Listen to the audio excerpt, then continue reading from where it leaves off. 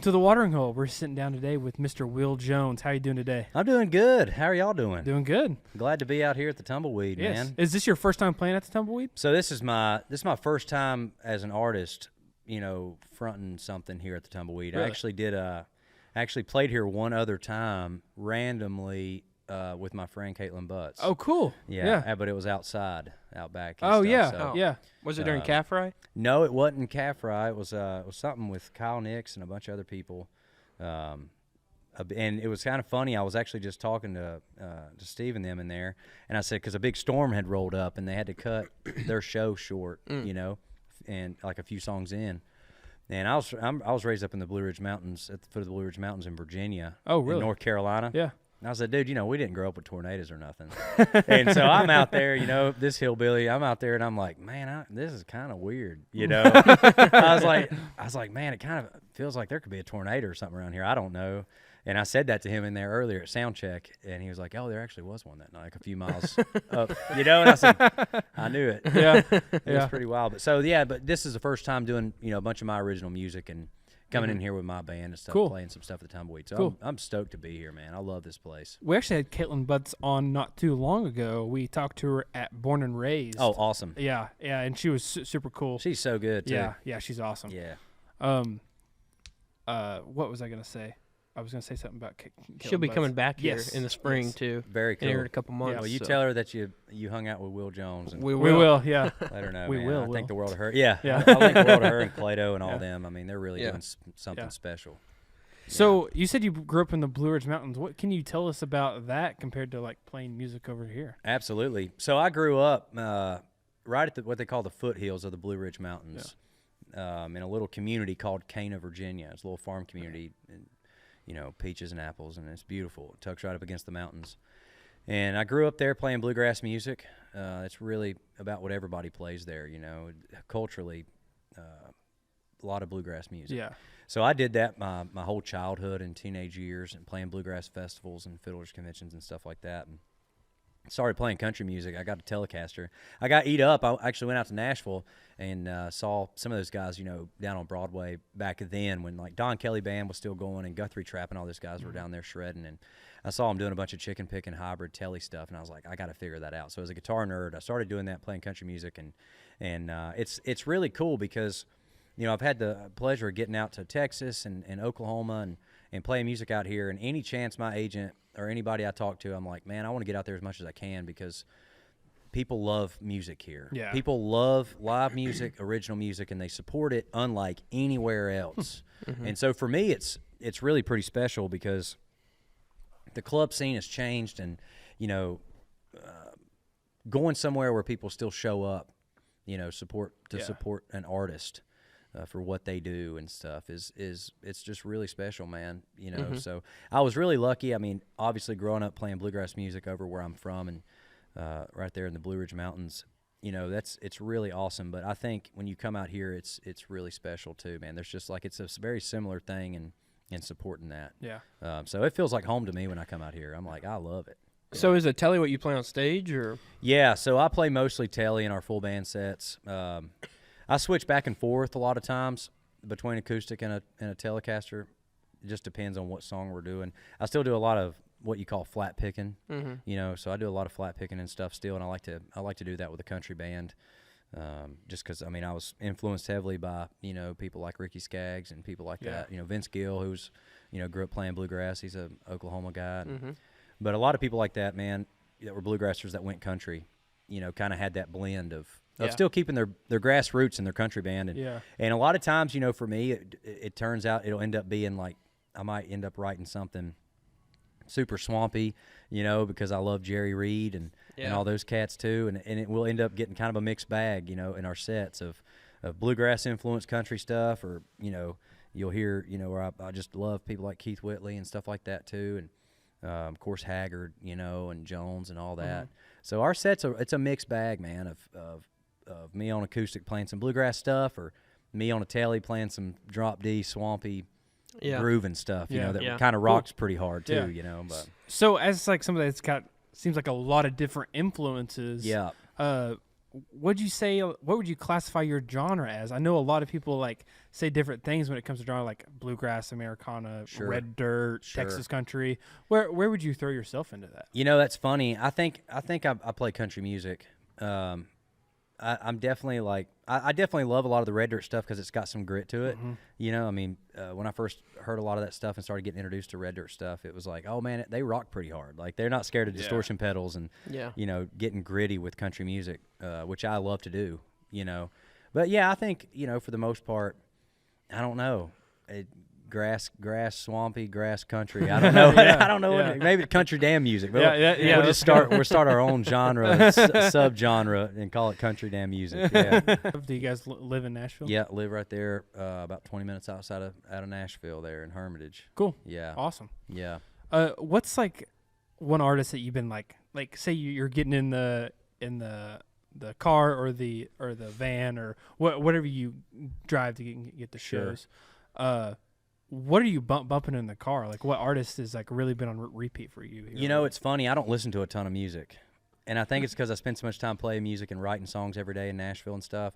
But if I do listen to music, I'm listening to like my friends and people like that. Mae Estes, who's one of my dearest friends. Mae Estes is, I think, one of the best country, female vocalists that Nashville's seen in a long time, and songwriter. I listen to her. I love my buddy Zach Top. I love what Zach's doing. Yeah. That's another, we have a lot in common with the bluegrass upbringing and stuff. I listen to a little bit of everything. Sometimes I'll put it on a random thing and just see what plays, through Spotify and stuff. Just because I'm always, in Nashville especially, or anywhere, when you're spending every day writing songs, sometimes you'll forget to, listen to really I try to really, listen to what all's going on out there and it helps influence me in certain ways if I'm being creative and writing. But of course I always go back to like Haggard and Keith Whitley, and, Vince and traditional bluegrass stuff too. Still just really satisfies my ears, if I want to break from what I'm doing. Yeah, it's funny that you said Zach Top. I'm a huge Zach Top fan. He's great. And he's got a great like classic sound. He sure does. Yeah. And have you heard of Braxton Keith? I have, man. I know Braxton. Okay, he's another one that's got like a really. I think they have very similar sounds. Absolutely. I agree. Yeah. Randall King's great. Yeah, I was looking for that name too. Yeah. Yeah. In fact, last time we was over at George's Majestic last night in Fayetteville, and the last time I was there, I was hanging out with Randall, but I was there on a writing trip. So cool. There was a bunch of us out writing with Randall, and that was the last time I'd been there. So it was good to be back, but playing this time. Yeah. Cool. Last time I was off duty, so I was probably drinking Coors Banquet and just hanging out. Yeah, for sure. Yeah. Do you play any covers in your set? Sometimes, yeah. I'll do a couple covers, in my set. I really do it selfishly for me, and I do it for the crowd too. Yeah. What are some of those covers? Man, I do my own version of Modern Day Bonnie and Clyde by Travis Tritt. Oh yeah. And it's a song I've been doing in my set for a long time, and I did it long enough that eventually I thought, man, I need to just go in and re-record my version of that song, and I did. Yeah. And released it recent. So I do that song. I'll do some Waylon. Okay. Ain't Living Long Like This, or Waymore's, or Only Daddy. And I'll do sometimes I'll break out some 90s stuff too, man, and do some like Sammy Kershaw or some Vince or some Whitley and stuff like that too. Cool. It just depends on the set length, Yeah. time, how much time we got. Yeah. How long you guys playing tonight? 45? I think we're doing a 45 or an hour or something like that. Cool. Yeah, so we'll get quite a few in there. I like to try to pack it in as much as I can. A little talking and a lot of playing. Yeah. I saw recently on I think it was on your Facebook that you posted that you guys did some live sessions. Yeah. So what's it like doing something like that? We actually just started our own kind of live session deal That's with awesome. some local artists. So what is like been your experience with live session stuff? I love it. Eventually I want to make records like that. Yeah. And I've got some stuff that I'm going to release. I don't know when. In fact, we're going in and doing a session next week when we get back to Nashville. Cool. For 2 days. And it's going to be kind of a live session. We went down to Muscle Shoals, Fame Studios down there in Muscle Shoals, Alabama, and we spent a few days. And we wrote like 4 or 5 songs while we were down there, and we live recorded them. And to me, that's the most pure way to capture magic, man. It's like everyone's on edge, everyone loves it, everyone's pumped up, push record, and just see what happens. And, man, a lot of times you'll just really get something special out of that and let it be not perfect, not too clean. Yeah. You know, let it be kind of rough and raw around the edges. And as a listener, for me, that's what gets me excited, because it's like, man, I'm listening to a live show when I hit this play button, you know. Yeah, it's kind of crazy you say that, because that's exactly what we've been doing. I think people want that. Yeah, I do. We call it real raw music, and Yes, it's sir. just like, you know, very unedited, very just raw. You know. Yeah, let it be that way. As a songwriter, this is something I've been personally curious about recently. So you write the song with the lyrics. Do you write the lyrics along with do you already have like a melody for the tune in your head, or how do you get the melody part? Yeah, it goes different ways every time. Okay. Sometimes I'll be sitting around noodling around on a guitar, and I'll find some really cool signature lick, and I'm like, that's just awesome, and I can't get away from it. And I'll be like, man, I need to write a song around that. And so then I'll go to my ideas bank, and I'll start going through all my ideas, and I'll be like, man, you know, Devil's Den, that's a song, you know, that we've got. And I'll be like, man, Devil's Den sounds like it could fit this up-tempo signature lick I got. And then I'll just figure out, you know, what kind of direction that song title is. What does that mean, and stuff like that. And then I'll write a song around it. And then sometimes, you know, I'll just sing a hook, you know, in my head, and then I'll write guitar around it and figure out what chords it needs. So it kind of goes different ways every time. It just depends. We've been just messing around, like trying to write some songs here and there. It like literally just messing around. But sure. That's all we're doing. That's, to me, is the hardest part, is like, okay, because I instinctively want to be like, oh, I like the tune of this song. Like, I want to, you know, copy this exact melody. It's very tough to not pull that. It is. And so you say, okay, I like something that sounds like this in this certain vein, right? You know, but how can I write a song that's that style without it sounding just like that, you know, or sounding unique? And that gets hard. That gets tough. And that's where you pull melody in and singing melody. And, you know, sometimes less is more too. I mean, you know, Hank Sr. and them were like 3 chords in the truth. But there's still a lot of great stuff about that. Like, that's got a lot of great in it, you know?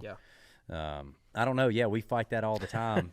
We fight it all the time. But yeah, there's a way to do that for sure. How many songs do you write in a given month? How many songs do you say you would write? I mean, probably 15, something like that, you know. But we co-write a lot in Nashville too, and so, you know, for me, I'm at Universal Music Publishing, and I've got a publishing deal there, and so they keep my calendar pretty full, writing, you know, with other writers in town during the week. And sometimes we're writing for me, sometimes we're just writing the best idea in the room, you know, for whoever it ends up being with. You know, I just got a cut with my buddy Randall King. We were talking about there on his new project that he just released, by the way. For anybody listening to this, go listen to that new project. Cool. It's really awesome. And it's a song called I Got a Real Good Feeling You're Gonna Be Bad for Me. And it's just it's a rocking number. And it's really cool. And, you know, when we wrote that song, it was just a idea, and we didn't know where it would end up, and I'm just thankful it ended up with my buddy Randall. But that's awesome. Yeah, so we probably write, a few songs a week, you know. What's been, like, your favorite song that you've either been in the room on writing on and you've wrote personally? Overall, what's been your favorite one that really stands out in your mind? Probably in the last year and a half or so, a song called Last Frontier that I wrote with my buddy Davis, who's actually out on the road with me this weekend playing the other guitar with us, and our buddy Lee Starr. And it's a song called Last Frontier, and it's just a cowboy love song that when we started writing it, we just, you know, we had wrote a song called Sedona, which was a love song, and we'd written something else, and this was like our third song we got together. And the idea Last Frontier came out, and it turned into this idea of, like, you know, thinking about a time in America when, you know, everything wasn't mapped out, and it was a Wild West, and people were free, and it wasn't super built up, you know what I mean? And it was total freedom. And what if you were, you know, if you're looking for your true last frontier, what is your last frontier? And then what if that was actually your woman's heart, you know, and getting to know her, and she was the last Wild West. Yeah. You know what I mean? And, like, just exploring her and getting to know her was, like, true freedom. And so we ended up writing this song about that, and I just released it this month. It's out there. But that's probably been my favorite one recently. Cool. Yeah, I like that. Yeah, it's a cool song. Yeah, that's awesome. Do you have anything, like, upcoming in the next few weeks? We got, so one set to release in the next month, a song called Selfish Like That. And it's just a big old 6/8 love song, you know. And but the hook is, you know, selfish like that. Yeah. You know, which is just, I guess you could call me selfish like that, you know, for loving you. And, but that's coming out, and then we got some big old up-tempo swingers that's going to be dropping in the next couple months too. And Yeah. we're going to be releasing heavy this year, all year. So I'm excited for that. And like I said, we're going to the studio next week to cut some songs we'll play here tonight. Devil's Den's the song I mentioned too, and some of that stuff that I'm really excited about too. If you could pick, like, obviously you do both now, but if you could pick going out and playing these shows or like writing songs, what is more enjoyable for you? That's a tough one. I think you'll always end up writing songs no matter what, on accident. Because I mean, even if I'm sitting around and I ain't doing nothing, sometimes I'll end up writing a song by myself, just sitting around. Yeah. But man, live shows, performing live for me it don't get any more fun than that. That's really why I do it. And when I get out of Nashville and I get to come out here and different places and play live shows, you know, for folks, it's just always, I get off stage and I'm thankful, because I'm like, that's number one, the funnest shit you'll ever do, period. And number two, that's why you do it all. That's why I'm in Nashville working my ass off. That's why I'm out there writing every day. That's why I'm doing and sacrificing as much as I have in the last several years, you know, grinding and all of that. It's just so I get to go out and play these songs for a live audience, you know, because that to me is like connecting with people and getting to know people is what I want to do, you know, and that's what I like to do from stage. So you know? Whenever you're not playing live shows or not writing songs in Nashville, what are you out there doing for fun? Are you? Man, I got some hobbies, you know, that Cool. I like. I love to fish. I'm really eat up with fishing. I got into fly fishing, man, which is crazy. Oh, that's awesome. And random, Yeah. you know. And it was probably 10 years ago or something. I was trout fishing in the mountains of North Carolina, and a buddy of mine got me into it. I love to do that. I love to hunt turkeys. In fact, I killed a bird in Oklahoma down in Bochita a few years ago. Cool. Killed a big eastern, but I love to turkey hunt. I like to hunt and fish. Yeah. Other than that, man, I like to get out and tinker, just mess around and, you know, find something to mess with. But I like being outside, getting away from everybody. Yeah. Cool. Riding four-wheelers and the same fun stuff we all like, you know. Yeah, that's awesome.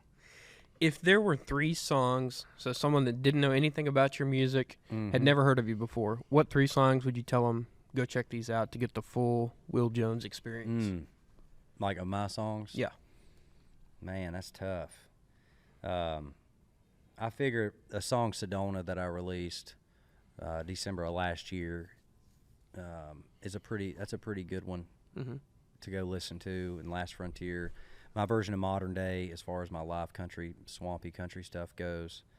And then I think this song, Devil's Den, I'm going to cut next week, man, is special. And it's got a lot of that bluegrass influence, flat picking up tempo stuff. So as soon as that thing gets out, man, I think that'll be a good representation of me too. But yeah, that's a great question, actually. I got to check out that Modern Day Bonnie and Clyde song. I love Travis Tritt. So me too. I guess I missed that one. I looked, but I didn't see that one. I guess, but yeah, go look it up. Just Modern Day Bonnie and Clyde by Will Jones. You'll see it on there. And in fact, one of the guys who wrote that song, James LeBlanc, who's a brilliant artist himself and songwriter, is down in Muscle Shoals. He wrote that song with Walt Aldridge, and so I've written several with him and hung out just because cool. I'm like, man, I got to get some of that on me, you know. CH Lonestar promo. Hey guys, it's Jager over at the Watering Hole. I'm holding some of our brand new merch here, and this is made by our friends over at CH Lonestar.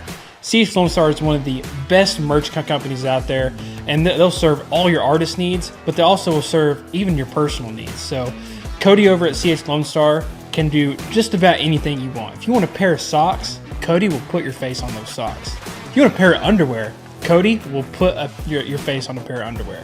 Now, CH Lonestar is one of the premier merch companies of the country scene, or really any music scene out there. You guys go check out CH Lonestar for some of the best merch out there.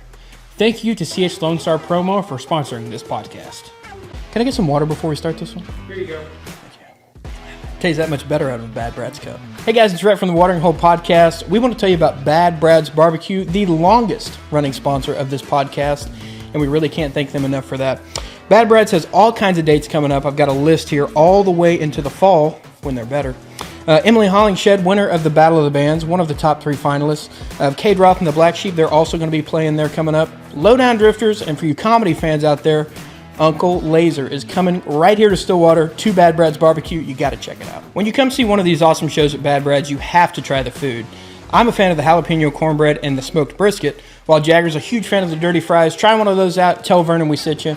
And we can't thank Bad Brad's enough for sponsoring this podcast. Hey, you know, that's awesome. Who's been like one of the coolest like songwriters you've gotten to sit in the room with and write a song with? Man, a bunch of them. I've been really blessed. Nashville's been good to me and these songwriters have been a lot of really, really big songwriters that I look up to and admire have been really good to me.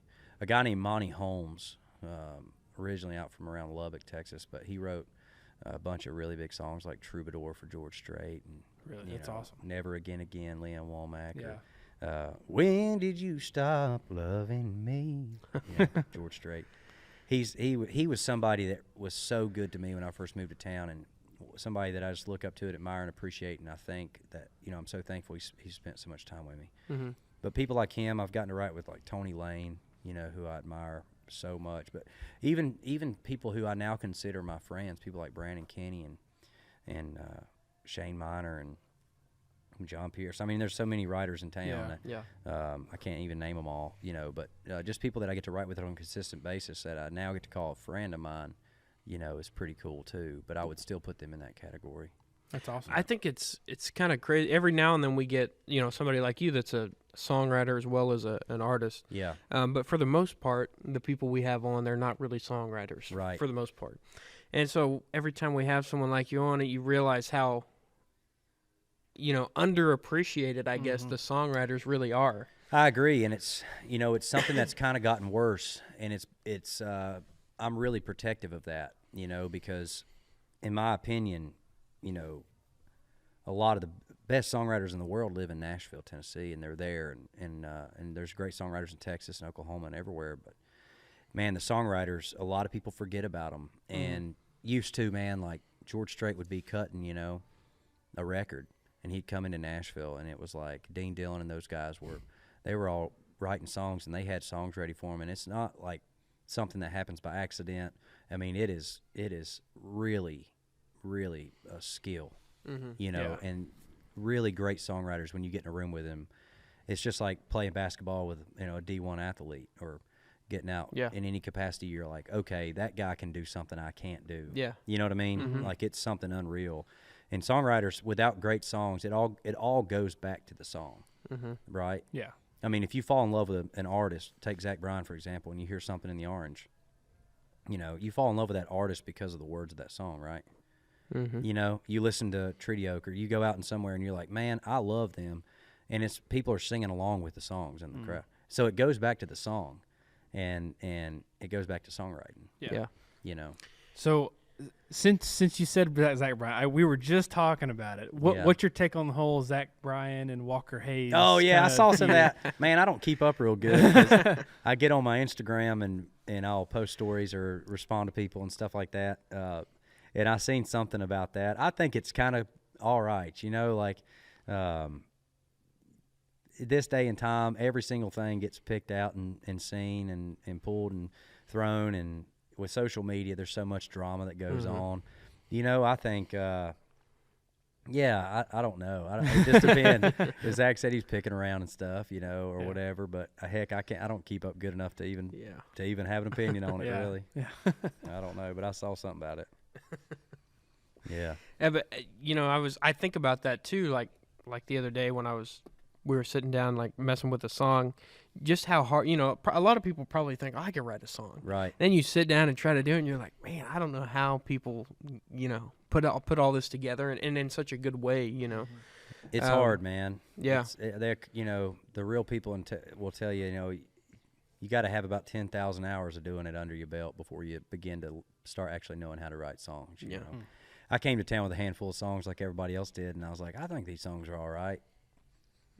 They sucked, they were awful. I hear them back, but you got to start somewhere. Yeah. And you got to allow yourself to write really dumb stuff, and it's kind of vulnerable, You just got to allow yourself to just write songs. Just write, It's like Haggard and them said, just write songs, because if you write 3,000 songs You know, you might have 20 great songs. Yeah. You know, I mean, Dolly Parton has written thousands of songs. How many of those songs that really come to our mind? You know what I mean? Yeah. A lot of them, but out of the Right. you know, how many Right. she's actually written. So I think there's something special too about an artist that writes their own songs as well. I Yeah. think it adds something there for me personally. Like, well, you know, it's nobody knows you better than you. You know, as far as when you're playing music and doing something. I really enjoy music. I enjoy making music and being creative with chords and being artful and stuff and making things turn weird and do things, you know. So I like to have a hand in songwriting. Now, granted, though, I think I'm always telling my friends, like, hey, if you got a song in mind that you've written or something, like, send it to me. Yeah. I want to hear it, you know, because the best song wins at the end of the day, you know. So I think it is important. Yeah. It is important to have a hand in what you're creating and at least write and try and then if other people write songs better than your songs, and record their songs, you know, but always have a hand in it. That artist kind of knowing what they are and stuff, and that takes a long time to find out, and you try out stuff, you know, and you'll throw a random song you wrote into a set, and you'll be like, okay, that one that one didn't really go over good, you know, but you got to do that. Yeah. You got to try stuff out, and you got to try different sounds, and you got to mess with your tone, and you got to, you know, some stuff you'll be like, let's rock out pretty hard on this, you know, kind of stuff, and then you'll have, you know, that stuff will kind of sound like that, or it'll be kind of a cleaner like Zach, you know, and them that are bringing it back to traditional real country music, or just country music, let's call it that. And I think that's just knowing who you are as an artist and trusting that and doing it. And that's a real hard thing to do, you know, because if you love music and you're attracted to all kinds of different music, you know, it's easy to be like ADD about it and be like, oh, man, yeah, but I want to do this and this and this. But a lot of times your music will show you kind of where you want to live. You know?